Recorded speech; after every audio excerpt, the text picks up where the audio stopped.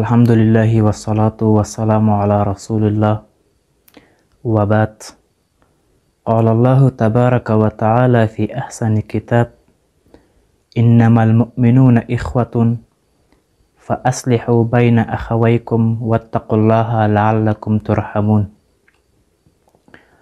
هر نفسی که فرو می رود ممید حیات است و چون برمی آید مفرح ذات. در هر نفسی دو نعمت موجود هست و به هر نعمت شکر واجب هست. محضر تمام بینندگان نهایت گرامی، السلام علیکم و رحمت الله و برکاته. خواستم در مورد خصوصیات نظام اجتماعی اسلام در چوکات شریعت و متکی به قرآن عظیم شان صحبت کنم.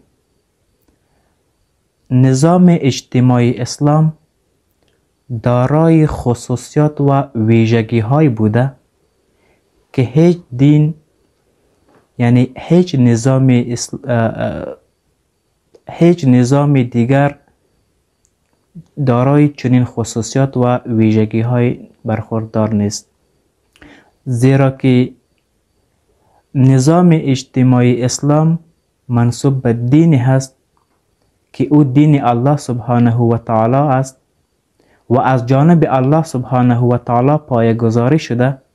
پس باید دارای چنین خصوصیات باشد که از همه نظام های دیگر تمایز و برتریت داشته باشد. به همین اساس منبع و سرچشمه نظام اجتماعی اسلام وحی الهی و احادیث نبوی صلی الله علیه و سلم هست.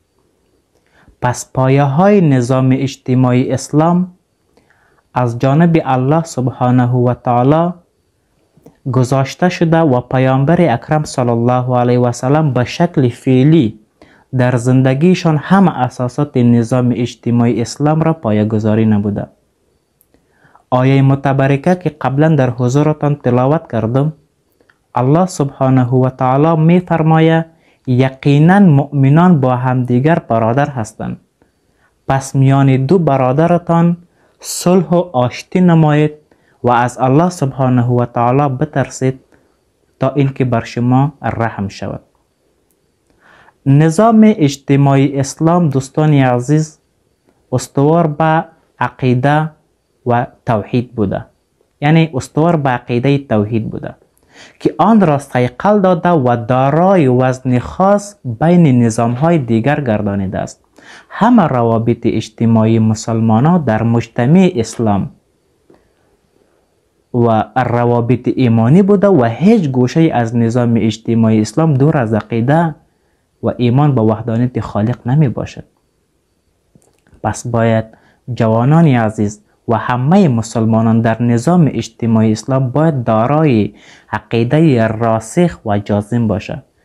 عقیده به توحید الله سبحانه و تعالی، عقیده به وحدانیت الله سبحانه و تعالی و همچنان عقیده راسخ به رسالت محمد رسول الله صلی الله علیه و سلم. و دوستان عزیز، نکته سوم می خواهم در حضورتان عرض کنم. نظام اجتماعی اسلام متکی به اخلاق نیکو بوده، یعنی تمام بخش های نظام اجتماعی اسلام در برگیرنده اخلاق نیک می باشه، یعنی مسلمانان ملزم به پیاده نمودن آن در روابط اجتماعیشان می باشه. پیامبر صلی الله علیه و سلم می فرماید به تحقیق فرستاده شده تا اینکه مکارم یعنی خوبی های اخلاق را تکمیل کنند. و پیامبر صلی الله علیه و سلم اخلاق نیک را کمال ایمان دانسته و می فرماید که ایمان آن مؤمن کامل می باشه دارای اخلاق نیک باشه، یعنی ایمان آن مؤمن کامل هست که دارای اخلاق نیکو هست. یعنی از حدیث رسول معظم اسلام صلی الله علیه و سلم ما برداشت ما است، یعنی استدلال ما است که کسی که در نظام اجتماعی اسلام دارای اخلاق نیکو نباشه، یعنی از اخلاق نیکو برخوردار نباشه، دینش یعنی کامل نیست. همچنان نظام اجتماعی اسلام متکی به اخوت و برادری هست. یکی از و بنیادی اساسی نظام اجتماعی اسلام در نظام اجتماعی اسلام به اصطلاح اخوت و برادری هست. مسلمانان در جامعه اسلامی با همدیگر برادر هستند، با اختلاف رنگ، قوم، نژاد، زبان و غیره، طوری که الله سبحانه و تعالی می فرماید انما المؤمنون اخوتون، مسلمانان با همدیگر برادر هستند، با اختلاف قوم، نژاد، به اصطلاح زبان.